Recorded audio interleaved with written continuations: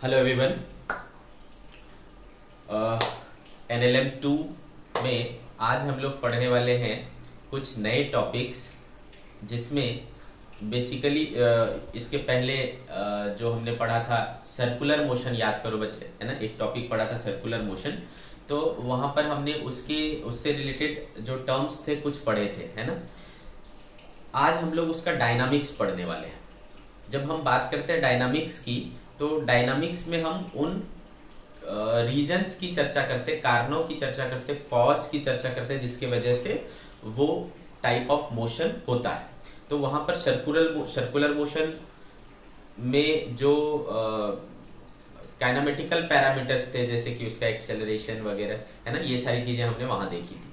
आज हम ये जानेंगे कि सर्कुलर मोशन होता क्यों है, उसका कारण क्या है। ठीक है, आ रही बात समझ में, और उससे रिलेटेड फिनोमेना के बारे में जानेंगे। तो चलो स्टार्ट करते हैं। Dynamics of circular motion. Dynamics of circular motion.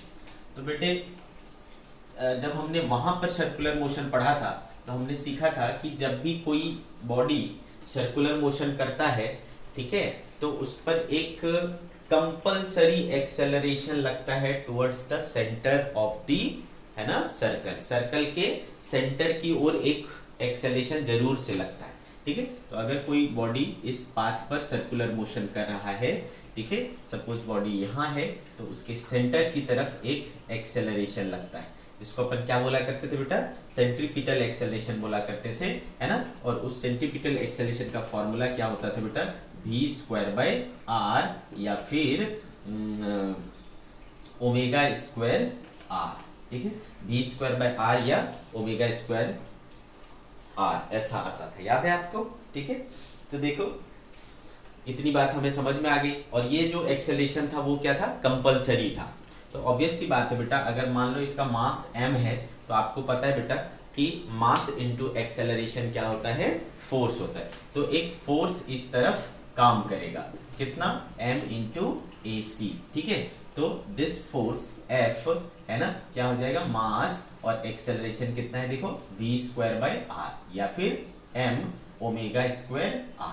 तो ये एक फोर्स जो है कंपलसरी सेंटर की ओर काम करेगा, है ना बेटे। कंपलसरी ये फोर्स सेंटर की ओर काम करेगा। इसी फोर्स को हम लोग कहते हैं बेटा centripetal force. This force is known as centripetal force. और ये फोर्स जरूरी है, रिक्वायर्ड है, तभी जाकर के सर्कुलर मोशन हो पाएगा। ठीक है, for circular motion centripetal force is required. इस फोर्स के बिना सेंट्रीपिटल फोर्स, इस फोर्स के बिना सर्कुलर मोशन नहीं हो सकता। तो हमने क्या पढ़ना है? Dynamics of circular motion. और इसमें हम लोग क्या पढ़ेंगे? उन कॉजेस के बारे में पढ़ेंगे, रीजन्स के बारे में पढ़ेंगे जिसके कारण सर्कुलर मोशन होता है। तो पहला रीजन जो है, मतलब जो मोस्ट इंपॉर्टेंट रीजन है सर्कुलर मोशन का, दैट इज सेंट्रीपिटल फोर्स। ठीक है, सेंट्रीपिटल फोर्स। तो जैसा कि याद करो, मैंने वहां पर बताया था कि सेंट्रीपिटल का मतलब क्या होता है? सेंटर सीकिंग, या आप बोल सकते हो टुवर्ड्स द सेंटर। तो टुवर्ड्स द सेंटर लगने वाला जो फोर्स होता है उसको हम लोग क्या कहते हैं? सेंट्रीपिटल फोर्स कहते हैं। ठीक है, चलो इसको और अच्छे से डिफाइन करते हैं।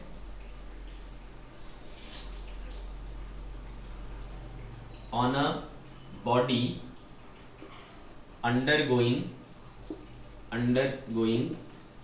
circular motion, ठीक है, on a body undergoing circular motion has compulsorily a force acting towards the center of circle, towards the center of the circular path. This force is known as centripetal force. Okay, हम लोग इसको काहे से denote करेंगे बेटा? FC से denote करेंगे। It is denoted by FC। ठीक है, that is FC equal to क्या है बेटा, देखो mv स्क्वायर बाय r या फिर m ओमेगा स्क्वायर r। आपको v तो पता है, ओमेगा भी पता है। ओमेगा क्या होता है बेटा, ये सारे टर्म्स हमने सर्कुलर मोशन में पढ़ा था। ओमेगा क्या था बेटे, एंगुलर वेलोसिटी था। v क्या है, लीनियर वेलोसिटी है ना। v और ओमेगा के बीच में क्या रिलेशन होता है बेटा, v equals to omega r होता है। ये सारी चीजें याद होनी चाहिए आपको। v equals to omega r होता था, याद आ रही है आपको बात, ठीक है। तो ये हो गया आपका सेंट्रीपिटल फोर्स। तो जब भी आपको सर्कुलर मोशन किसी चीज को कराना है तो ये फोर्स देना ही पड़ेगा। कौन सा फोर्स, सेंट्रीपिटल फोर्स, ठीक है। अब आप बोलोगे कि क्या ये सेंट्रीपिटल फोर्स एक नया फोर्स है?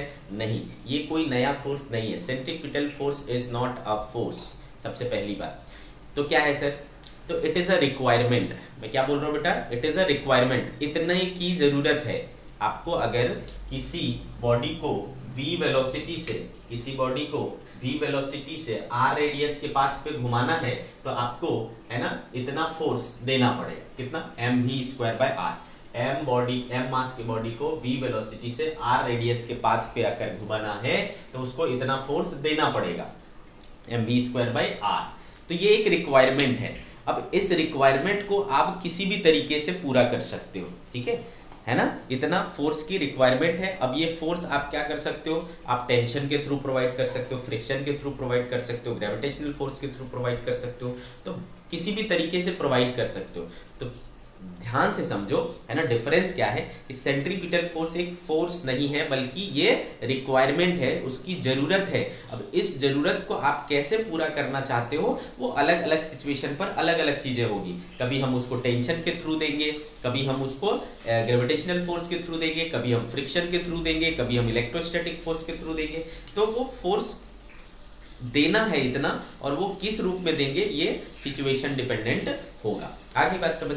जैसे कि मान लो हमने क्या किया, एक कोई चीज को एक धागे से बांध दिया, और धागे से बांध करके आप उसको क्या कर रहे हो, ऐसे घुमाते हो। तो ये धागा ऐसा स्ट्रेच रहता है और उसके चारों तरफ ये ऐसा स्टोन घूमता है, देखा है ना आपने। तो बेटे, तो ये घूम रहा है ना, घूम रहा है। तो घूमने के लिए क्या चाहिए, सेंट्रीपिटल फोर्स चाहिए। वो सेंट्रीपिटल फोर्स कहाँ से मिलेगा, ये एक उंगली है आपकी, और ये धागा लिया और इसमें आपने कुछ बांध दिया और इसको ऐसा घुमा रहे हो। जब आप घुमाओगे तो आप देखोगे कि ये स्ट्रिंग क्या रहती है, पूरी तरीके से स्ट्रेच्ड रहती है। तो इसमें क्या लगेगा बेटा, टेंशन। तो देखो इसमें, है ना, इस बॉडी पर इधर लग रहा है ना एक फोर्स। कौन सा फोर्स, टेंशन फोर्स। तो ये टेंशन फोर्स ही किसके बराबर होगा, mv स्क्वायर बाय r के बराबर होगा, यानी सेंट्रीपिटल फोर्स के बराबर होगा। तो ये यहाँ पर वो टेंशन फोर्स इसको जो है वो जरूरी mv square by r provide कर रहा है, ठीक है। वो जरूरी mv square by r provide कर रहा है। क्लियर है मेरी बात। तो centripetal force is a requirement which can be fulfilled by any kind of force like tension force, normal force, जो भी प्रकार का फोर्स है वो इसको फुलफिल करेगा। तो सेंट्रीपिटल फोर्स आपको अच्छे से समझ में आ गया बच्चे क्या है, ठीक है।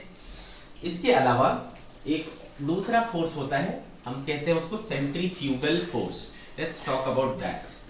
अच्छा, एक और कुछ और चीजें हम लिख लेते हैं पहले सेंट्रीपिटल फोर्स के बारे में। हमने मैग्नीट्यूड तो देख लिया बेटा, सेंट्रीपिटल फोर्स का मैग्नीट्यूड हमने देख लिया, ठीक है।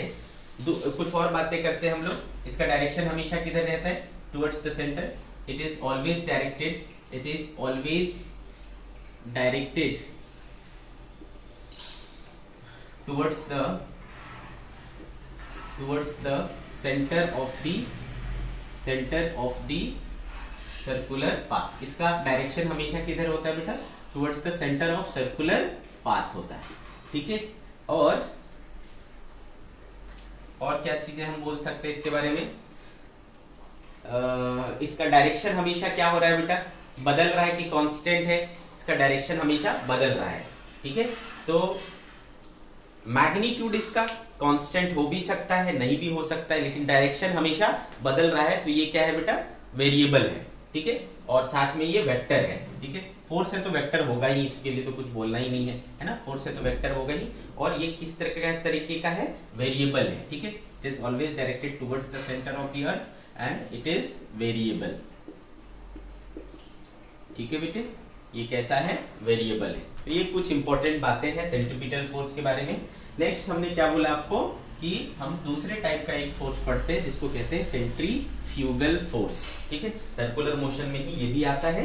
Second point, centrifugal force. What is this centrifugal force? अब आप समझो। मान लो बेटा कि एक स्ट्रिंग से एक स्टोन को बांध दिया। ठीक है, एक स्ट्रिंग से एक स्टोन को बांध दिया। ठीक है, और इसको हम क्या कर रहे हैं, रोटेट कर रहे हैं। Okay, like this we are rotating it. तो आपको पता है बेटा, क्या पता है? ठीक है, इधर क्या लगेगा, टेंशन लगेगा, है ना। इधर क्या लगेगा, टेंशन लगेगा। कितना टेंशन लगना चाहिए? अगर ये v स्पीड से घूम रहा है तो मास m है, तो आपको पता है ये कितना होना चाहिए, सेंट्रीपिटल फोर्स के बराबर होना चाहिए, यानी mv²/r होना चाहिए।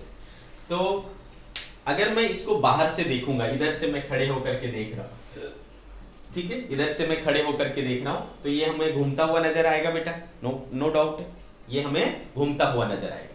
तो जब मैं बाहर से देख रहा हूं, मैं ग्राउंड से देख रहा हूं, तो मैं कौन से फ्रेम में हूं बेटा? मैं इनर्शियल फ्रेम ऑफ रेफरेंस से देख रहा हूं। इनर्शियल फ्रेम ऑफ रेफरेंस से देखने पर ये हमें घूमता हुआ नजर आएगा, और घूमते हुए चीज पर, है ना, यानी सर्कुलर मोशन करते हुए चीज पर नो डाउट आपको सेंट्रीपिटल फोर्स तो लगेगा ही लगेगा। तो mv²/r लगना ही लगना है। समझ गए इस बात को? अब आप समझ लो, आप अपने आप को एक चींटी समझ लो, चींटी इतना छोटा समझ लो, समझ गए बात को? आप अपने आप को एक चींटी एज्यूम करो, एंड एज्यूम करो, फ्लाई एज्यूम करो। ठीक है, और वो फ्लाई बन करके इसके ऊपर बैठ जाओ। ठीक है, आप वो फ्लाई बन करके इसके ऊपर बैठ जाओ, तो आपको क्या लगेगा? आप इसके ऊपर बैठ गए, ये घूम रहा है, तो बताओ क्या महसूस होगा? ये जो ब्लॉक है वो कैसा महसूस होगा आपको? आप उसके ऊपर बैठ गए हो, बताओ, सोचो, दिमाग लगाओ। तो बेटे ऑब्वियसली ये आपको तब क्या नजर आएगा? रेस्ट में नजर आएगा। ठीक है, अब आप इसको कहां से ऑब्जर्व कर रहे हो? उसी के ऊपर चढ़ के, है ना, इसको ऑब्जर्व कर रहे हो। तो आप उसकी, आपका जो फ्रेम है वो यहां चला गया, है ना, आपका जो फ्रेम आ गया वो यहां आ गया। क्लियर है मेरी बात? और आपको पता है कि ये चूंकि सर्कुलर मोशन कर रहा है, ये ब्लॉक सर्कुलर मोशन कर रहा है, तो और सर्कुलर मोशन करता है तो उसमें एक कंपलसरी एक्सेलरेशन होता है सेंटर की तरफ, दैट इज सेंट्रीपिटल एक्सेलरेशन। तो ये जो फ्रेम हो गया वो कैसा फ्रेम हो गया बेटा? एक्सेलरेटेड फ्रेम हो गया। एक्सेलरेटेड फ्रेम हो गया तो आपको पता है एक्सेलरेटेड फ्रेम को हम क्या कहते हैं बेटा? Non inertial frame of reference हो गया। तो जब तक आप बाहर से ऑब्जर्व कर रहे थे, आप इनर्शियल फ्रेम ऑफ रेफरेंस से ऑब्जर्व कर रहे थे, बट जब आप इसके ऊपर बैठ गए, वहां से ऑब्जर्व कर रहे हो, तो आप कहां पहुंच गए बेटा? Non inertial frame of reference पे पहुंच गए। तो जैसा कि आपको पता है कि non inertial frame of reference में कंसेप्ट आता है किस चीज का? स्यूडो फोर्स का। तो यहां पर भी एक स्यूडो फोर्स का जरूरत पड़ेगा। ठीक है, ताकि आप न्यूटन्स लॉ को वैलिड कर पाओ, ताकि आप न्यूटन्स लॉ को अप्लाई कर पाओ। ठीक है, तो जब आप इसके ऊपर बैठ जाते हो तो आपको ये नजर आता है रेस्ट में। ठीक है बेटा, अब आप सोचो कि कोई चीज रेस्ट में कब नजर आएगा? जब नेट फोर्स उस पर क्या हो जाए? जीरो। एक फोर्स तो इधर लग ही रहा है, लेकिन उसको जीरो महसूस कराने के लिए क्या होगा? एक बराबर का फोर्स अपोजिट डायरेक्शन में अप्लाई करना पड़ेगा। mv²/r बराबर का फोर्स उस पर अप्लाई करना पड़ेगा, तब इधर भी mv²/r, इधर भी mv²/r, ये दोनों एक दूसरे को क्या कर देगा? कैंसिल कर देगा। अब इसको सुकून मिलेगा, हाँ अब हुआ, अब आया मजा, अब रेस्ट में है तो हमें कोई दिक्कत नहीं है, क्योंकि दोनों तरफ क्या है? फोर्स बैलेंस है। आगे बात समझ में? तब जाकर के इसको लगा हाँ अब रेस्ट में है। लगेगा ना भाई, आप इसके ऊपर से बैठ के इसको देखोगे तो ये तो आपको रेस्ट में ही नजर आएगा ना। आप ट्रेन के ऊपर हो तो ट्रेन आपको क्या, आपको ट्रेन कैसी लगती है? रेस्ट में लगती है ना। बाहर वाले को ट्रेन चलती हुई दिखती है, आप भी उसके साथ चलते देखते हो, लेकिन आपके रिस्पेक्ट में ट्रेन क्या है? वो तो रेस्ट में है। सिमिलरली हम इस पे जब बैठ गए बेटा, तो ये क्या हो गया? हमको रेस्ट में नजर आएगा। रेस्ट में कब नजर आना चाहिए? मेरा लॉजिक क्या कहता है कि जब फोर्स बैलेंस होगा। तो फोर्स बैलेंस कब होगा भाई? जब इतने के बराबर का फोर्स अपोजिट में लगेगा, तो ये एक फोर्स एक्स्ट्रा लगने लगेगा। ठीक है, तो बेटे ये वाला जो फोर्स है वो क्या है? स्यूडो फोर्स है। This force is pseudo force, है ना, क्योंकि हम कहां पर जाकर के इस फोर्स को महसूस कर रहे हैं? Non inertial frame of reference पे जाके महसूस कर रहे हैं। जब हम बाहर रहेंगे तो इस फोर्स की जरूरत नहीं है। If we are observing it from the inertial frame of reference, this force is not required, ठीक है, but when we are observing it from here means from the non inertial frame of reference, then this force is required. This force is not required, but आपके मन की संतुष्टि के लिए ऐसा आपको आभास होता है, ऐसा आपको इमेजिन होता है कि एक फोर्स जरूर होगा, है ना, ताकि ये इसको क्या कर दे, न्यूट्रलाइज कर दे, और हमारा जो कंसेप्ट है कि हाँ भाई नेट फोर्स जब जीरो होगा तो बॉडी रेस्ट में होगा, तब हमें ये रेस्ट में महसूस होगा। आगे मेरी बात समझ में, ठीक है। तो ये वाला जो फोर्स है वो कब महसूस होता है बेटा, जब हम रोटेटिंग फ्रेम में देख रहे होते हैं। हम अभी इस पर हैं तो हमारा जो फ्रेम है वो भी क्या हो रहा है, रोटेट कर रहा है। तो when the frame of reference is rotating frame of reference, then there is a pseudo force acting on the block, है ना, there is a pseudo force. Pseudo force मतलब क्या हो गया बेटा, झूठा, ठीक है, फॉल्स। क्यों? क्योंकि ये फोर्स सिर्फ किसको महसूस होता है, इसको, बाहर वाले को ये महसूस नहीं होगा। क्लियर है मेरी बात, ठीक है। तो सेंट्रीफ्यूगल फोर्स क्या हो गया बेटा, एक प्रकार का स्यूडो फोर्स हो गया, जब जो कि कब काम करता है, जो कि कब काम करता है, जब आपका फ्रेम जो है वो नॉन इनर्शियल फ्रेम हो जाता है, रोटेटिंग फ्रेम हो जाता है। कोई भी प्रकार का non inertial frame of reference होगा वहां एक स्यूडो फोर्स लगेगा, लेकिन जब रोटेटिंग फ्रेम ऑफ रेफरेंस होता है तो वहां अलग प्रकार का स्यूडो फोर्स लगता है, जिसको हम लोग सेंट्रीफ्यूगल फोर्स कहते हैं। क्यों सेंट्रीफ्यूगल फोर्स कहते हैं? क्योंकि सेंट्री का मतलब सेंटर और फ्यूगल मतलब होता है अवे, है ना। सेंट्रीपिटल मतलब टुवर्ड्स द सेंटर, सेंट्रीफ्यूगल मतलब अवे फ्रॉम द सेंटर। तो देखो इस फोर्स का डायरेक्शन क्या है, अवे फ्रॉम द सेंटर है, इसलिए इसका नाम क्या है, सेंट्रीफ्यूगल फोर्स। तो how we can define it, how we can define it, तो हम बोलेंगे बेटे इसको कि if we are observing, if we are observing a rotating body from a rotating frame of reference, then a pseudo force act on the body away from on the body in a direction away from the center,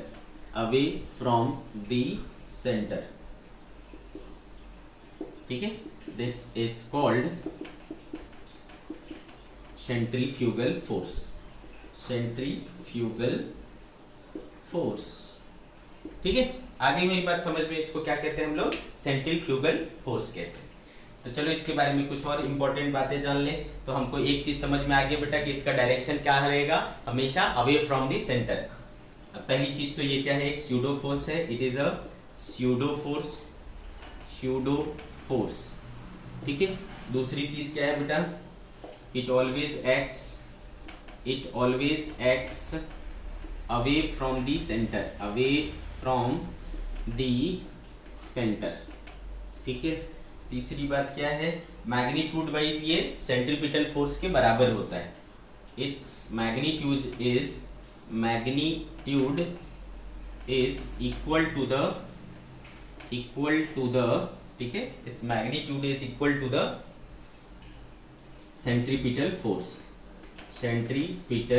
force, ठीक है। आगे मेरी बात समझ में आपको, pseudo force है, हमेशा सेंटर से दूर की तरफ लगता है और मैग्नीट्यूड वाइज सेंट्रीपिटल फोर्स के बराबर होता है। यानी जो फॉर्मूले हम लोग सेंट्रीपिटल फोर्स के लिए यूज करते थे, same formula we will use here also. Okay, clear है? चलो, तो इतनी कहानी समझ में आ गई आपको।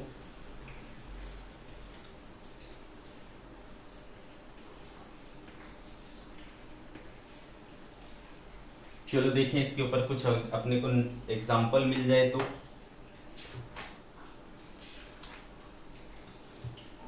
ठीक है बेटे, चलो देखते हैं। जैसे कि एग्जाम्पल है कि a block of mass 1 kg is tied to a string of length 1 metre.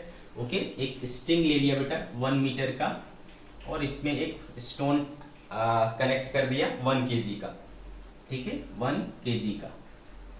और the block is moved on a smooth horizontal table with constant speed of 10 metre per second. ठीक है, और इसको इस टेबल पर fix कर दिया और इस एंड को घुमाया जाता है इस तरीके से।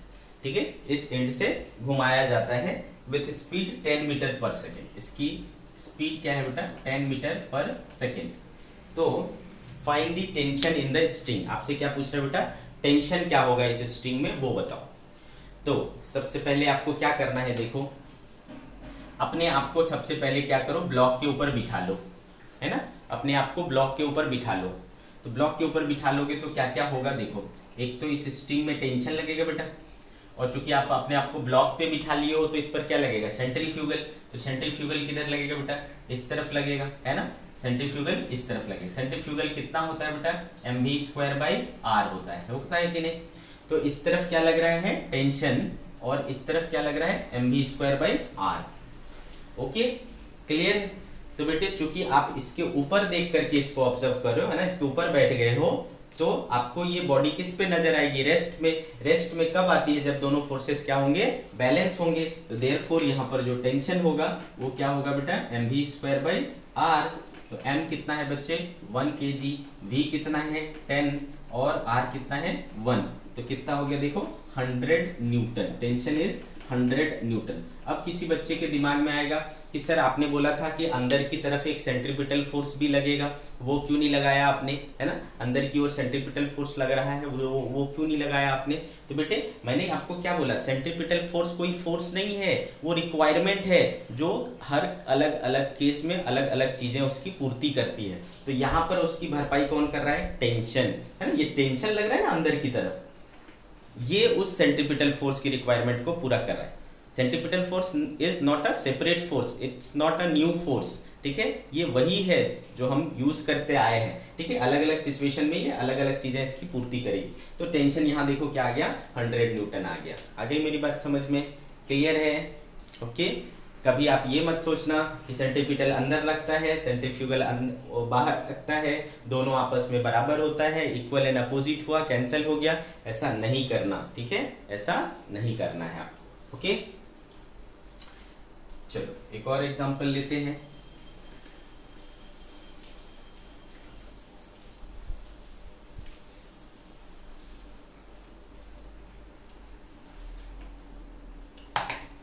देखो क्या कह रहा है ये वाला। ये बोलता है बेटा कि a block of mass m is kept on the edge of a horizontal table of radius r। ठीक है, एक इस तरीके का टेबल है बेटा,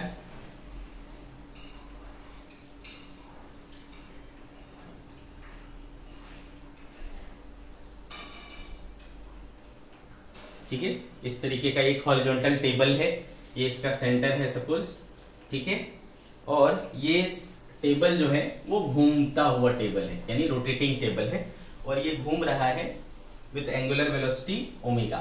ठीक है, a block of mass m is kept on the edge of a horizontal table of radius r। और इस टेबल की रेडियस क्या है?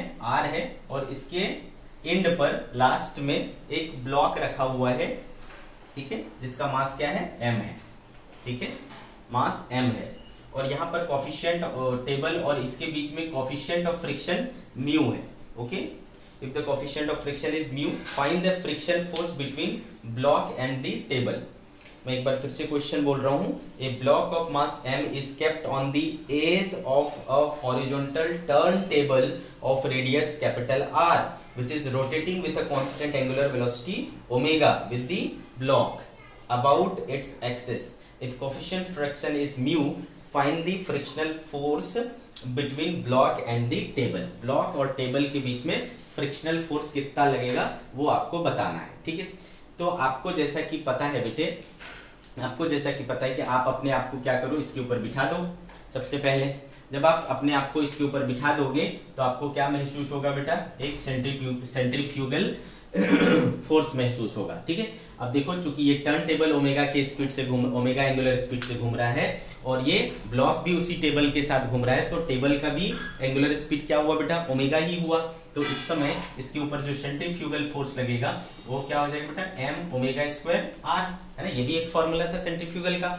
सेंट्रीपिटल या सेंट्रीफ्यूगल का, तो m ओमेगा स्क्वायर r ये बाहर की तरफ इस पर फोर्स लगेगा। तो ये फोर्स इसको क्या करेगा बेटा, इस ब्लॉक को कहेगा तुम चलो बाहर, है ना, इसको इस तरफ खींचने की कोशिश करेगा।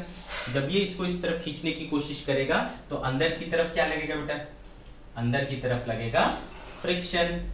फ्रिक्शन अपोज करेगा ना, तो फ्रिक्शन इसको अपोज करेगा। आगे मेरी बात समझ में क्लियर है ना कहानी। तो ये फ्रिक्शन इसको अपोज करेगा, तो यहाँ पर फ्रिक्शन कितना होना चाहिए भाई, फ्रिक्शन क्या होना चाहिए, वो m ओमेगा स्क्वायर r के बराबर होना चाहिए, तभी जा करके ये क्या होगा उसके साथ में घूम पाएगा। तो what should be the friction, m omega square r, find the friction force between the block and the table. So what is the friction force, m omega square r, very simple, ठीक है। तो यहाँ पर देखो बेटा आपको यहाँ पर जो रिक्वायरमेंट है सेंट्रीपिटल फोर्स का वो कौन पूरा कर रहा है, अंदर की तरफ कौन सा फोर्स लग रहा है, फ्रिक्शन। तो इधर सेंट्रीपिटल फोर्स का काम कौन कर रहा है, फ्रिक्शन कर रहा है। आगे मेरी बात समझ में, which is acting as centripetal force here, friction. तो इसलिए मैंने बोला है आपको कि सेंट्रीपिटल फोर्स कोई अलग फोर्स नहीं है, बल्कि वो एक रिक्वायरमेंट है जो अलग अलग सिचुएशन में अलग अलग प्रकार के फोर्स उसको पूरा करेंगे। इसके पहले वाले एग्जांपल में टेंशन उस चीज को पूरा कर रहा था, अभी यहाँ पर फ्रिक्शन उस चीज को पूरा कर रहा है, ठीक है। तो बहुत आसान है इस चीज को समझना। Okay, we understood this.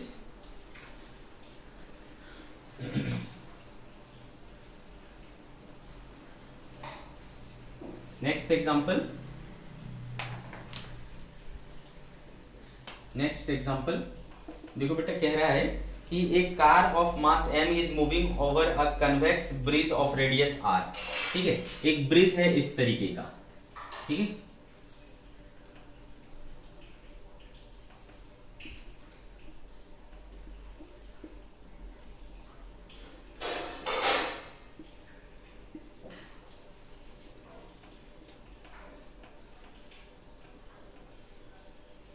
ठीक है, इस तरीके का एक ब्रिज है और इसके ऊपर एक कार मूव कर रही है, ठीक है। एक कार जो है इसके ऊपर मूव कर रही है। ओके, आगे बोल रहे बेटा कार का मास कितना है, m है, एंड ओवर रेडियस, इसका जो रेडियस है, इसका रेडियस r है, ठीक है। इस कर्वेचर का रेडियस r है। Find the normal reaction acting on the car when it is at the highest point of the bridge, ठीक है। एक car of mass m moving over a convex bridge of radius r, ठीक है। और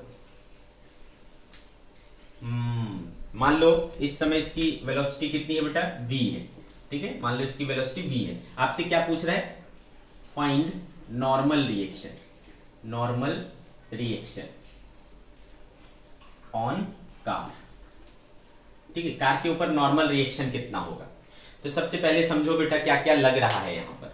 नीचे क्या लगेगा बच्चे, एक वेट लगेगा mg, ओके। नीचे की ओर क्या लगेगा, वेट लगेगा। फिर अगेन आप अपने आप को क्या करो, उस कार पे बिठा लो अपने आप को। कार पे बिठा लोगे तो फिर क्या हो रहा है, यहाँ पर देखो ये सर्कुलर मोशन हो रहा है, ये सर्कल का शेप है तो सर्कुलर मोशन कर रहा है ये कार भी उसके ऊपर, ठीक है। तो अपने आप को इसके ऊपर बिठा लिया तो यहाँ पर क्या लगेगा आपके ऊपर बेटा, सेंट्रीफ्यूगल। सेंट्रीफ्यूगल हमेशा किधर लगता है, सेंटर इधर है, सेंटर से अवे यानी इस तरफ लगेगा। कितना बेटे, mv स्क्वायर बाई r, है ना, mv स्क्वायर बाई r, कितना क्या लग गया, सेंट्रीफ्यूगल। अच्छा आप बताओ नॉर्मल किधर लगेगा बेटा, ये सरफेस है तो सरफेस के नॉर्मल, तो दिस इज नॉर्मल। तो देखो आगे मेरी बात समझ में क्लियर है। तो ये वाला जो डायरेक्शन है बेटा वो बैलेंस होता है, कार थोड़ी ऊपर चला जा रहा है यार, इसको तोड़ के नीचे आ रहा है। इस डायरेक्शन में तो ये कांस्टेंट मोशन नहीं हो रहा ना, वर्टिकल डायरेक्शन में देयर इज नो मोशन, तो वर्टिकल डायरेक्शन में मोशन नहीं है तो वर्टिकल डायरेक्शन के जो फोर्सेस है वो बैलेंस होंगे। तो ये दोनों मिलकर के, है ना, ये दोनों मिलकर के किसको बैलेंस करेंगे, इसको बैलेंस करेंगे। तो देखो क्या हो गया, तो n plus mv square by r should be equals to what, mg, therefore n equal to क्या हो गया बेटा, mg minus mv square by r. This is normal reaction right now, ठीक है। अभी के समय में नॉर्मल रिएक्शन कितना लग रहा है, mg minus mv square by r, okay clear है।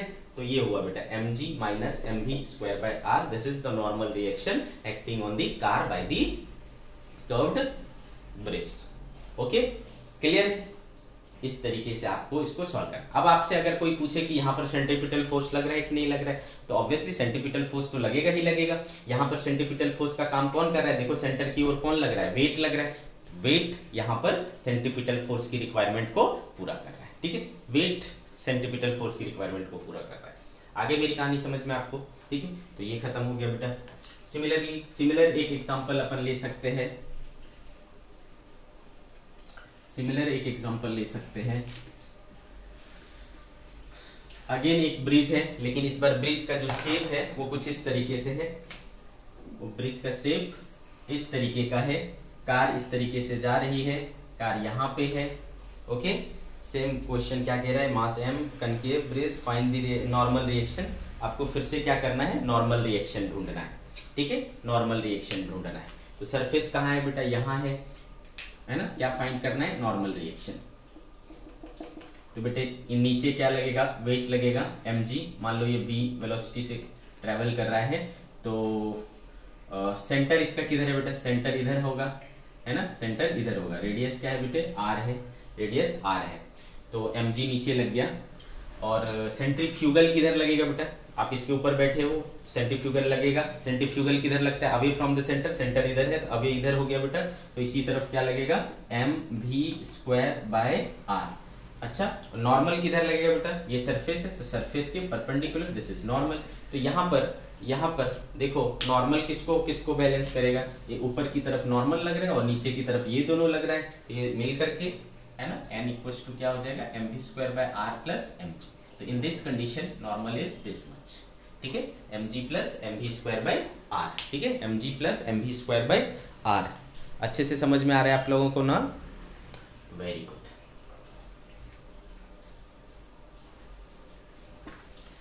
ऐसे बहुत सारे एग्जांपल्स आपको डीसी पांडे में भी मिलेंगे, आप आराम से सॉल्व करिए, ठीक है। तो ऐसे हमने बहुत सारे एग्जांपल्स देख लिया, अब आप आराम से कर पाओगे, ठीक है। तो मैं आगे बढ़ाता हूँ अपने लेक्चर को। अगला जो हम लोग पढ़ेंगे बेटा वो है एप्लीकेशन ऑफ फ्रिक्शन, ठीक है, फ्रिक्शन का यूज पढ़ेंगे, ओके। या फिर आप बोल सकते हो कि बेसिकली अपन सर्कुलर मोशन का ही यूज पढ़ रहे हैं, ठीक है। तो bending of cyclist, new topic is bending of cyclist. तो बच्चे आपने अगर साइकिल चलाया हो बचपन में, है ना, अभी भी चलाते हैं बहुत सारे बच्चे, तो आप जब साइकिल चलाते हो देखते हो, जब भी आपको मुड़ना होता है, टर्न लेना पड़ता है, तो आपको थोड़ा सा झुकना पड़ता है, ठीक है। एकदम से स्ट्रेट आप कभी भी टर्न नहीं लेते हो, और जितना तेजी से टर्न लेते हो आप उतना ज़्यादा झुक जाते हो, ऐसा होता है ना। तो साइक्लिस्ट को, यानी साइकिल चलाने वाले को टर्न के पास, है ना, जब वो टर्न ले रहे होते हैं तो उनको वर्टिकल के साथ थोड़ा सा बेंड होना पड़ता है, ठीक है। उसको हम लोग कहते हैं बेंडिंग ऑफ साइक्लिस्ट, ठीक है। तो वो क्यों बेंड होना पड़ता है, इस चीज़ को समझेंगे, ठीक है। तो मान लो बेटे ये आपका साइकिल का वो है, क्या बोलते हैं, व्हील है, और इसको आपने झुका दिया है, ये आपका हैंडल है। तो आपने क्या किया, इसको वर्टिकल के साथ ऐसा बेंड किया, ये एंगल कितना बेंड किया, सपोज थीटा बेंड किया, ठीक है। और आप v स्पीड से घूम रहे हो, आपने v स्पीड से टर्न मारा, ठीक है। तो बेटे जब हम झुकते हैं ना, ठीक है, जब हम इस तरीके से अपने साइकिल को थोड़ा सा बेंड करते हैं, तो ग्राउंड के ऊपर, है ना, हमने ये स्ट्रेट चलेंगे तो इस तरह रहेगा, हम थोड़ा सा बेंड हो गए तो हम अर्थ को, जमीन को ऐसा पुश करते हैं, ठीक है, जमीन को ऐसा पुश किया जाता है। तो जमीन पुश करोगे तो रिएक्शन होगा भाई, है ना, equal and opposite reaction, Newton's third law. तो इसके ऊपर क्या होता है, एक रिएक्शन होता है। तो मान लो रिएक्शन हो गया क्या, R, ठीक है बेटा। अब ये इस रिएक्शन फोर्स के दो कंपोनेंट तोड़ो, तो एक इधर आएगा बेटा क्या, R cos थीटा, और एक इधर आएगा क्या, R sin थीटा। तो देखो अंदर की तरफ एक फोर्स लगा R sin थीटा, साथ में क्या होता है बेटा, वेट होता है आपके प्लस साइकिल का mg, ठीक है, आपके और साइकिल का वेट होता है R sin थीटा, ठीक है। तो जब आप ऐसा मोड़ रहे हो, है ना, तो क्या बोलना चाह रहा हूं मैं, इस तरीके से आप मोड़ रहे हो, ठीक है। तो आपका सर्कल का सेंटर किधर है, यहाँ है, और आप ऐसे मोड़ रहे हो, ठीक है, इस तरीके से, क्लियर है, ओके। तो ये R sin थीटा आपका किधर लग गया बेटा, सेंटर की तरफ लग गया। तो बेटा सेंट्रीफ्यूगल किधर लगेगा, सेंट्रीफ्यूगल सेंटर की अवे लगेगा, कितना लगेगा बेटा, mv² बाय रेडियस मान लो क्या है, R है, तो mv²/r वो सेंटर की तरफ अवे लग गया बेटा, ये अंदर की तरफ लग रहा है। तो ये पूरा सिचुएशन है, ठीक है। तो बेटा जैसा कि आपको पता है ये क्या करेगा, इसको बैलेंस कर लेगा, ऊपर नीचे तो मोशन हो नहीं रहा है तो वो बैलेंस कर लेगा। और इसको बैलेंस कर लेगा, ठीक है। तो r sin थीटा यहाँ पर क्या हो जा रहा है बेटा, वो हो जा रहा है mv²/r के बराबर, और r cos थीटा किसके बराबर हो जा रहा है, वो हो जा रहा है mg के बराबर, ठीक है। ये इक्वेशन नंबर 1 और ये इक्वेशन नंबर 2, ओके। तो बेटे इन दोनों को अगर मैं डिवाइड कर दूं तो रिएक्शन खत्म हो गया। Sine theta by cos theta क्या हो गया, टेन थीटा हो गया, m और m कैंसिल हो गया, v² क्या बचा बेटा, rg बचा। देयरफॉर v² इक्वल्स टू क्या हो गया, rg टेन थीटा हो गया। देयरफॉर v इक्वल्स टू क्या हो जाएगा, √rg टेन थीटा, ठीक है बेटा। तो आपको क्या दिख रहा है कि वेलोसिटी जो है ना, जिस स्पीड से आप उसको मोड़ रहे हो वो किस पर डिपेंड कर रहा है, r और g तो कांस्टेंट है, r और g तो कांस्टेंट है, किस पे डिपेंड कर रहा है, थीटा पर डिपेंड कर रहा है ना। तो जितना ज्यादा आप बेंड करोगे आप उतना तेजी से साइकिल को बेंड वो कर सकते हो, टर्न ले सकते हो। तो जैसा कि आप साइकिल रेसिंग वगैरह देखते हो, मोटरसाइकिल रेसिंग देखते हो, बाइक रेसिंग देखते हो, तो उसमें आप देखते हो कि बेटा जब शार्प टर्न आता है वो एकदम ऑलमोस्ट सूत जाता है ना, ऑलमोस्ट है ना, इतना ज्यादा बेंड हो जाता है कि वो अर्थ क्या बोलते हैं, ग्राउंड को टच करने लगता है। तो जितना ज्यादा आप एंगल से बेंड होगे आप उतना ज्यादा स्पीड से साइकिल या बाइक जो भी चीज है उसको टर्न ले सकते हो, ठीक है। तो what is the bending speed, √rg tan theta, ठीक है। इतने स्पीड से आप चला सकते हो, ठीक है। This is the maximum speed, maximum safe speed, maximum safe speed, ठीक है। तो अगर आपने टेन थीटा लिया है, r आपका रेडियस है, तो मैक्सिमम आप स्पीड से कितने चला सकते हो उसको, √rg टेन थीटा। और ज्यादा स्पीड से चलाना है तो आपको आप क्या करो, बेंडिंग को और बढ़ाओ, ठीक है। और ज्यादा स्पीड से घुमाना है तो आप बेंडिंग को और घुमाओ। तो इस तरीके से आपको, या फिर यहाँ से एक और चीजें आ सकती है बेटा, अगर आपको स्पीड दिया हुआ है, r दिया हुआ है और आपको बोलता है कितना बेंड करना पड़ेगा, तो देखो टेन थीटा इक्वल्स टू क्या होना चाहिए, v²/rg, है ना। तो कम से कम इतना आपको बेंड करना पड़ेगा ताकि आप v स्पीड से r रेडियस पर चल पाओ। तो ये या ये दोनों इक्वेशन आपको याद रखना पड़ेगा। This is bending of cyclist. तो why bending of cyclist is required to, है ना, टर्न, है ना, टर्निंग के लिए, सर्कुलर मोशन करने के लिए। उससे क्या होता है, आपको जो जरूरी सेंट्रीपिटल फोर्स चाहिए वो कहां से मिल जाता है, नॉर्मल रिएक्शन के कंपोनेंट से मिल जाता है, ठीक है। तो ये दो इक्वेशन याद रखेंगे, इसके ऊपर न्यूमेरिकल्स होंगे, ठीक है। नेक्स्ट हम लोग बात करेंगे बच्चों bending of car, sorry turning of vehicle on a circular road, circular level road. अगर एक कार जो है वो लेवल यानी प्लेन रोड पर, प्लेन रोड मतलब फ्लैट रोड, ठीक है, फ्लैट रोड पर अगर टर्न कर रही है तो उसके क्या क्या कंडीशंस होंगे। तो मान लो बेटे ये एक टर्निंग है रोड का और इस पर एक जो कार है हमारी, है ना, वो सपोज v स्पीड से आगे बढ़ रहा है, v स्पीड से आगे बढ़ रहा है। तो आपको पता है बेटा, है ना, आपको पता है कि अगर आप कार के फ्रेम पे रहोगे तो क्या लगेगा इस पर, और इस सर्कल का रेडियस है सपोज r, ठीक है, इस सर्कल का रेडियस है सपोज r। तो आपको पता है कि इसके ऊपर, और इसका मास m है, सेंट्रीफ्यूगल लगेगा इसके ऊपर कितना, mv²/r, कितना सेंट्रीफ्यूगल लगेगा। तो इस फोर्स की वजह से ये कार क्या चाहेगा बेटा, इस तरफ जाना चाहेगा, है ना, इस तरफ जाने की टेंडेंसी रहेगी।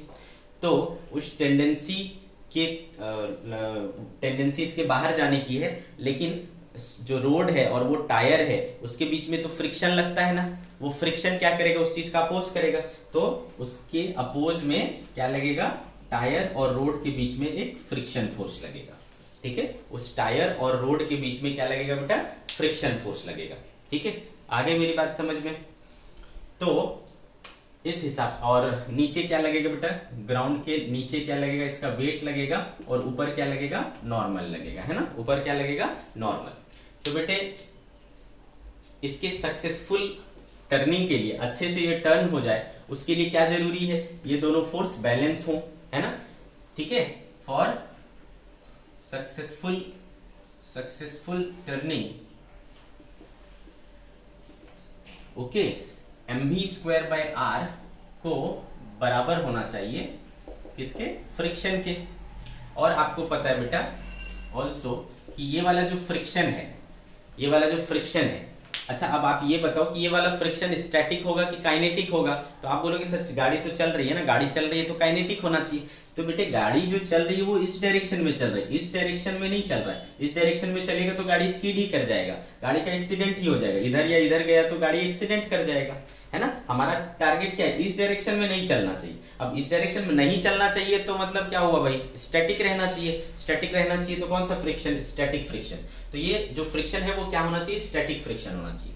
तो ऑल्सो हम क्या जानते हैं बेटे, जो स्टैटिक फ्रिक्शन होता है वो हमेशा या तो कम होगा या तो इक्वल होगा किसके μs इंटू नॉर्मल के, ठीक है, किसके बराबर होगा, μs इंटू नॉर्मल के लेस देन इक्वल टू होगा। और यहां से आपको देखो ये फ्रिक्शन कितना आया है, mv²/r, यानी mv²/r को क्या होना चाहिए, less than equal to μs into normal होना चाहिए। नॉर्मल कितना है बेटा, mg है, ठीक है। तो μs इंटू mg, m और m कैंसिल हो गया बेटा, v² should be less than equals to μs rg, ठीक है। तो therefore v should be less than equal to square root μs rg।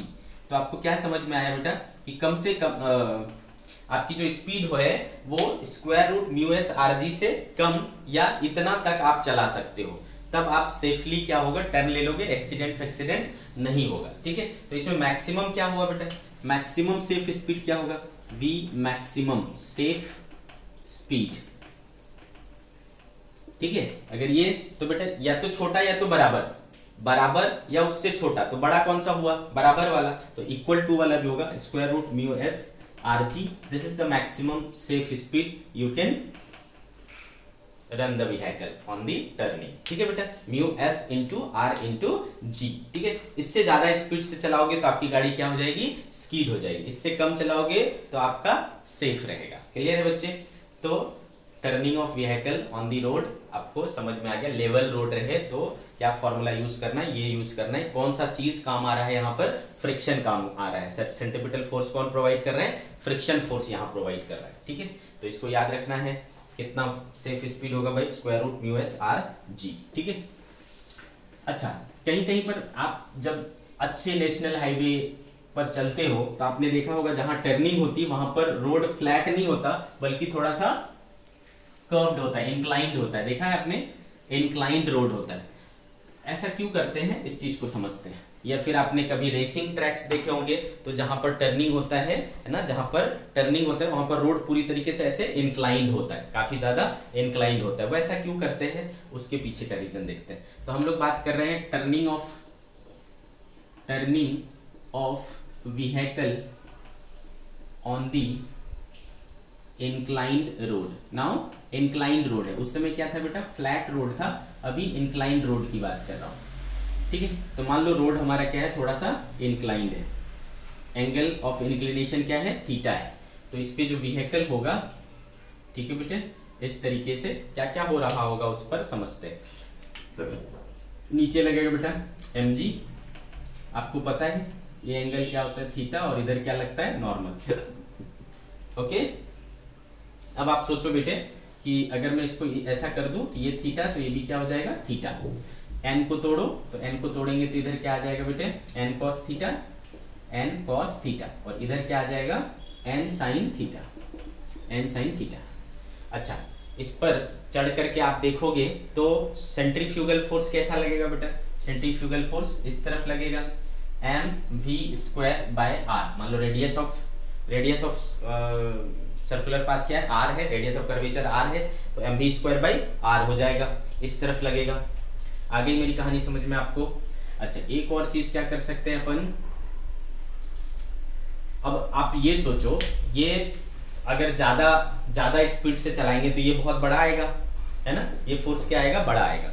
ये फोर्स बड़ा आएगा तो इसके कारण ये जो कार है वो किधर जाना चाहेगा, उसकी टेंडेंसी किधर होगी, पीछे जाने की, है ना, इस तरफ बाहर जाने की इसकी टेंडेंसी होगी। तो जब इसके बाहर जाने की टेंडेंसी होगी तो फ्रिक्शन किधर लगेगा, फ्रिक्शन लगेगा अंदर की ओर। तो इस तरफ क्या लग जाएगा बेटा, फ्रिक्शन। फ्रिक्शन यहाँ पर किधर लगेगा, नीचे की तरफ। आ रही मेरी बात समझ में, क्योंकि जब मैं मैक्सिमम स्पीड से चलाऊंगा तो इसकी टेंडेंसी इस तरफ जाने की होगी, ठीक है। तो F नीचे की ओर लग गया बेटा। तो आपको पता है ये एंगल थीटा है, तो ये एंगल भी क्या हो जाएगा, थीटा। तो इसकी कंपोनेंट इधर आएंगे F cos थीटा और इधर आएंगे F sin थीटा। तो ये सारी चीजें हो रही है, ठीक है बेटा। तो देखो इस डायरेक्शन को अगर मैं देखूं, इस डायरेक्शन को, तो इधर n cos थीटा और इधर ये है, तो इसको यूज करता हूं इन y एक्सिस। y एक्सिस पे क्या दिख रहा है आपको, n cos थीटा ऊपर की तरफ लग रहा है और नीचे की तरफ लग रहा है क्या, mg plus f sin theta, ठीक है, f sin थीटा। आपको पता है बेटा ये मैक्सिमम कितना होता है, म्यू इंटू नॉर्मल। मैं मैक्सिमम का बात कर रहा हूँ, मैक्सिमम केस का। तो n cos theta equals to mg plus f sin theta. f कितना हो रहा है, म्यू इंटू नॉर्मल हो रहा है, ठीक है, म्यू इंटू नॉर्मल। तो देखो क्या हो जा रहा है, ये इधर सॉरी म्यू n और ये हो गया sin थीटा, इसको इधर बुलाओ, n कॉमन हो जा रहा है, cos theta minus mu sin theta equals to क्या हो गया बेटे, mg, ठीक है। n cos theta minus mu sin theta equals to mg हो गया, ओके। तो देयरफॉर यहाँ से मुझे नॉर्मल रिएक्शन मिल जाएगा, mg upon cos theta minus mu sin theta, ठीक है। This is equation number 1। अब इस तरफ देखो बेटा, इस तरफ क्या लग रहा है, f cos थीटा लग रहा है, नॉर्मल sin थीटा लग रहा है, और इस तरफ क्या लग रहा है, mv स्क्वायर r, जो कि सेंट्रीफ्यूगल फोर्स है। ये दोनों आपस में क्या रहेंगे, बैलेंस रहेंगे। तो इन x एक्सिस ये भी बैलेंस रहेंगे। क्या हो गया बेटा, f cos theta plus n sin theta equals to mv square by r। तो f क्या है, होता है बेटा mu into normal cos theta plus n sin theta equals to mv square by r। ऐसा हो गया।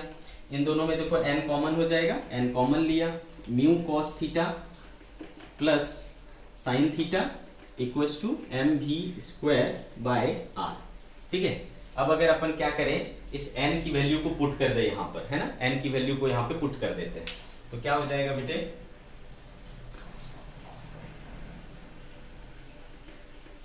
देखो क्या होता है, n की वैल्यू को यहाँ पर पुट कर रहा हूँ, तो हो गया mg upon cos theta minus mu sin theta into वो पूरा term mu cos theta plus sin theta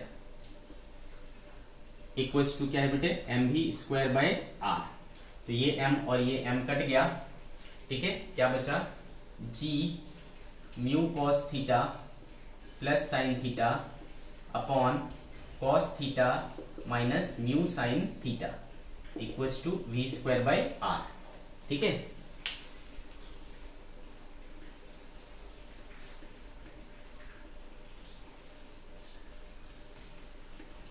ठीक है बच्चे, अब देखो therefore v square equals to क्या हो जाएगा, rg mu cos theta plus sin theta upon cos theta minus mu sin theta, ऐसा आ गया। तो therefore v square equals to rg, अगर मैं ऐसा करूं बेटा, ऊपर नीचे cos थीटा से डिवाइड कर दो, चलेगा। तो ये देखो क्या हो जाएगा, mu cos theta upon cos theta plus ये क्या हो जाएगा बेटा, sin theta by cos theta. Similarly नीचे में भी cos theta by cos theta minus mu sin theta by cos theta, ऐसा आ जा रहा है, ठीक है। तो बेटे cos थीटा कैंसिल हो गया, cos थीटा कैंसिल हो गया। तो v square equals to rg, है ना, ये क्या हो गया बेटा म्यू, ये sin theta by cos theta क्या हो गया tan थीटा अपॉन ये क्या हो गया 1 और ये हो गया म्यू और sin theta by cos theta tan theta. तो देखो फाइनली v इक्वल टू क्या आया, स्क्वायर रूट, ये v स्क्वायर इधर जाकर के रूट बन जाएगा rg mu plus tan theta upon 1 minus mu tan theta, ऐसा हो जाएगा, ठीक है। Under root rg mu plus tan theta upon 1 minus mu tan theta, ठीक है। Square root R G mu plus tan theta upon 1 minus mu tan theta. This is the formula for velocity. Okay, तो ये कौन सा speed है बेटा? Maximum safe speed है। इतने स्पीड से आप क्या कर सकते हो? टर्न ले सकते हो on an inclined road. Okay, maximum safe speed V max ये आया है equals to square root R G mu plus tan theta upon 1 minus mu tan theta, ऐसा।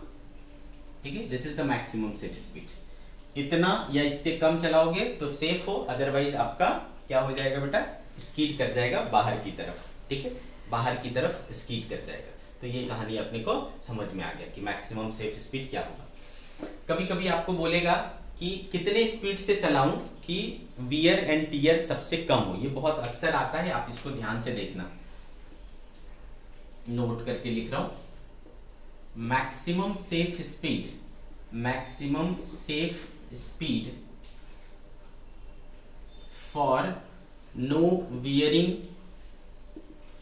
And tearing. Wear and tear ना हो मतलब आपके जो टायर है ना, गाड़ी के जो टायर हैं वो कम से कम घिसे, उसका कम से कम नुकसान हो, उसके लिए हमको कितने स्पीड में चलाना चाहिए। तो बेटे ऐसे सिचुएशन में आप बताओ सबसे पहले कि टायर आपका घिसता क्यों है? क्यों घिसेगा टायर? ड्यू टू फ्रिक्शन, है ना? क्यों घिसेगा टायर? फ्रिक्शन की वजह से। तो हम कुछ ऐसा करें जिससे कि हमको फ्रिक्शन का यूज ही ना हो। ठीक है, तो फ्रिक्शन का यूज ना, हमको फ्रिक्शन का यूज नहीं करना है। फ्रिक्शन का यूज नहीं करना है तो म्यू को यूज नहीं करना है, म्यू को क्या कर लो? जीरो। ठीक है, तो for no wear and tear mu क्या ले लो? जीरो ले लो। म्यू जीरो ले लो तो ये वाला जीरो हो जाएगा बेटा, ये वाला पार्ट खत्म हो जाएगा। तो क्या बचेगा? देखो square root R G tan theta. तो अब आप इतने स्पीड से चला सकते हो। ठीक है, इतने स्पीड से अगर आप चलाओगे ना बेटे तो आपको वियर एंड टियर नहीं होगा, आपका टायर जो है घिसेगा नहीं, है ना? उसको नुकसान नहीं होगा। ठीक है, आ गई मेरी बात समझ में? तो दिस इज क्या बेटा? Turning of vehicle on the inclined road. Okay, आ गई मेरी बात समझ में आपको?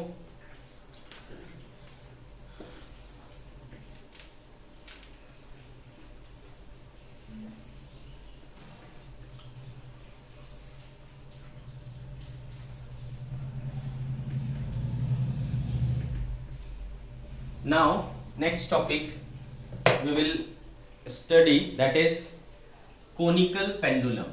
Conical pendulum। बच्चों आप सभी को पता होगा कि पेंडुलम क्या होता है। पेंडुलम होता है अगर मैंने किसी एक धागे से, है ना, एक धागा लिया या एक स्ट्रिंग लिया और या एक रोप लिया और उससे एक बॉब यानी किसी मास को लटका दिया तो वो क्या बन जाता है? सिंपल पेंडुलम बन जाता है। ठीक है, सिंपल पेंडुलम। आ रही मेरी बात समझ में? ठीक है, तो ये मान लो स्ट्रिंग है और यहाँ पर हमने किसी चीज को बांध दिया इस तरीके से। ठीक है, और इसको अगर आप थोड़ा सा हिला करके ऐसा छोड़ दोगे तो ये इस तरीके से करने लगता है। ठीक है, ऑसिलेट करता है। इसको हम लोग क्या कहते हैं? Simple pendulum. अब ये कोनिकल पेंडुलम क्या है? तो इसको आप पहले क्या करो, ऐसा थोड़ा सा, ये ऐसे वर्टिकली रहता है ना नॉर्मली। इसको आप थोड़ा सा ऐसा लाए और फिर आप उसको इस तरीके से घुमा रहे हो। ठीक है, यानी हॉरिजॉन्टल सर्कल में घुमा रहे हो। ठीक है, तो इसको कहते हैं हम लोग कोनिकल पेंडुलम। क्यों? क्योंकि वो एक कोन बना है। ठीक है, तो मैंने क्या किया, इस तरीके से एक धागे से एक ब्लॉक को लटकाया। ठीक है, लेकिन इसको फिर हमने क्या किया बेटा, इसको यहां से मूव किया, है ना, इस तरीके से। ओके, तो यहां पर एक एंगल बनेगा थीटा और अब इसको यहां पर रोटेट किया जाता है इस तरीके से। मान लो इस स्ट्रिंग की लंबाई क्या है बेटा? एल है। इस स्ट्रिंग की लंबाई क्या है? एल है। इस ब्लॉक का मास क्या है? एम है। इस ब्लॉक का मास एम है और मैं इसको क्या कर रहा हूं? v स्पीड से घुमा रहा हूं। कितने से? v स्पीड से घुमा रहा हूं। ठीक है, तो ये जो घूमेगा बेटा ये क्या हो गया? आपका कोनिकल पेंडुलम हो गया। ठीक है, बहुत अच्छी बात है। चलो, तो अब होगा क्या क्या सोचो। तो इसका सेंटर यहाँ है बेटा, अपने आप को इसके ऊपर बिठा दो। अपने आप को इसके ऊपर बिठा दोगे तो बेटा एक सेंट्रीफ्यूगल लगेगा। कितना लगेगा? mv² बाई, ये रेडियस है मान लो r, तो ये क्या हो गया बेटा? mv² by r। ये तो इस सर्कल पे घूम रहा है ना बेटा, इस सर्कल का रेडियस क्या है? सपोज r है, तो mv² बाई r। अब बेटे इसको हमने l लिया है, इसको थीटा लिया, तो ये वाला टर्म क्या हो जाएगा? l cos थीटा और ये क्या हो जाएगा एल साइन थीटा, यानी स्मॉल आर जो है वो किसके बराबर है, एल साइन थीटा के बराबर है। और क्या होगा बेटा, नीचे की ओर लगेगा mg और इस स्ट्रिंग में क्या लगेगा टेंशन। यहाँ पर इसको मैं ऐसे एक्सटेंड करूं तो ये थीटा, तो ये भी क्या हो जाएगा थीटा। टेंशन को ब्रेक करो तो इधर आएगा क्या टी कॉस थीटा और इधर क्या आएगा बेटा टी साइन थीटा। तो आप क्या देख पा रहे हो बेटा, सेंटर की ओर कौन सा काम कर रहा है, टी साइन थीटा, और अभी कौन सा काम कर रहा है, mv²/r। तो इसका मतलब ये सेंटीपिटल हो गया और ये सेंट्रीफ्यूगल हो गया। यहाँ पर सेंटीपिटल का काम कौन कर रहा है, टी साइन थीटा कर रहा है। ठीक है बेटे, तो देखो ये किसको बैलेंस करेगा, इसको, और ये किसको बैलेंस करेगा, इसको। ठीक है, तो simple T sine theta equals to क्या हो जाएगा बेटा, mv²/r, इक्वेशन नंबर 1। और t cos थीटा किसके बराबर हो जाएगा बेटा, mg, this is equation number 2। दोनों को डिवाइड करो, टेंशन कट गया बेटा, sine theta by cos theta बचा हमारे पास टेन थीटा, m और m भी कट गया, क्या बचा v²/rg। तो यहाँ पर जो बेंडिंग होगा वो कितना होगा, वो इस बात पर डिपेंड करेगा कि v और r कितना है। देयरफॉर v² क्या हो जाएगा बेटा, rg tan theta, therefore v equals to rg tan theta, ऐसा हो जाएगा। ठीक है, तो कितना स्पीड से वो कोनिकल पेंडुलम घूमेगा वो आप इससे निकाल सकते हो, कितना एंगल बनेगा वो आप इससे निकाल सकते हो। ठीक है, अच्छा जब भी कोई पेंडुलम की बात होती है तो वहां पर उसका टाइम पीरियड निकाला जाता है। ठीक है, उसका टाइम पीरियड निकाला जाता है। अब आप बताओ बेटा टाइम पीरियड क्या होता है, टाइम पीरियड होता है time required to complete one cycle, एक चक्कर पूरा करने में जो समय लगेगा उसको कहते हैं टाइम पीरियड। ठीक है, तो चलो इसका टाइम पीरियड निकालते हैं। Time period of conical pendulum. ठीक है, time period of conical pendulum. तो बेटे टाइम पीरियड क्या होता है, मैंने बोला एक ये कंप्लीट करने में लगने वाला समय। तो जब बेटा आप यहां से घूम करके ऐसा यहां पर वापस आओगे तो एक चक्कर पूरा होगा, तो इस दौरान आप कितना दूरी ट्रेवल करोगे बेटा, तो r इसका अगर रेडियस है तो this is 2πr distance you will travel in one cycle.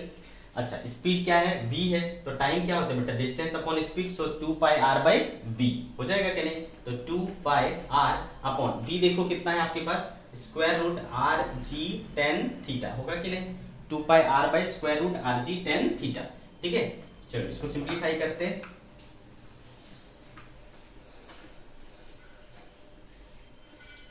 ठीक है बच्चे, तो देखो क्या हो रहा है, टाइम पीरियड इक्वल्स टू 2π, उस स्मॉल r को अंदर लेके जाऊं रूट के तो r² हो जाएगा बेटा, rg tan थीटा, तो r और ये एक r कट जाएगा, 2π एक √r/g tan थीटा हो जाएगा। ठीक है, ऐसा आ गया। अब आप देखो 2π √r/g tan थीटा ऐसा हो गया। ठीक है, अब देखो 2π √r/g tan थीटा को क्या लिख सकता हूं मैं, sine theta by cos theta, तो कॉस थीटा ऊपर चला जाएगा। ठीक है, टाइम पीरियड इक्वल्स टू, अब आप देखो इस इक्वेशन इस ट्रायंगल में अगर मैं बोलूं कि साइन थीटा बताओ, तो चूंकि साइन थीटा इक्वल्स टू क्या होगा बेटा, परपेंडिकुलर जो कि r है और हाइपोटेनियस जो कि l है, तो देयरफॉर l बराबर क्या हो जाएगा बेटा, r/sin थीटा हो जाएगा। तो यहाँ जो देखो r/sin थीटा है उसके बदले में क्या रख सकता हूँ, l रख सकता हूँ। Therefore time period equals to क्या हो गया, 2π ये l cos theta upon g, this is the time period of conical pendulum. ठीक है, इसको याद रखना है। Time period of conical pendulum क्या होता है बेटा, 2π √l cos theta by g। Okay, 2π √l cos theta by g। ठीक है बेटे, तो अब आपका काम है कि इन थ्योरीज के ऊपर, इन कंसेप्ट्स के ऊपर जो भी आपको न्यूमेरिकल्स मिले उसको सॉल्व करो, डाउट हो मुझे भेजो नेक्स्ट लेक्चर में, या तो मैं अपने प्रॉब्लम्स, आपके प्रॉब्लम्स आए तो ठीक है मैं आपके प्रॉब्लम्स लूंगा, नहीं तो मैं अपने प्रॉब्लम्स लूंगा। ठीक है बच्चों, तो आज की सभा यही समाप्त करते हैं, बाय बाय।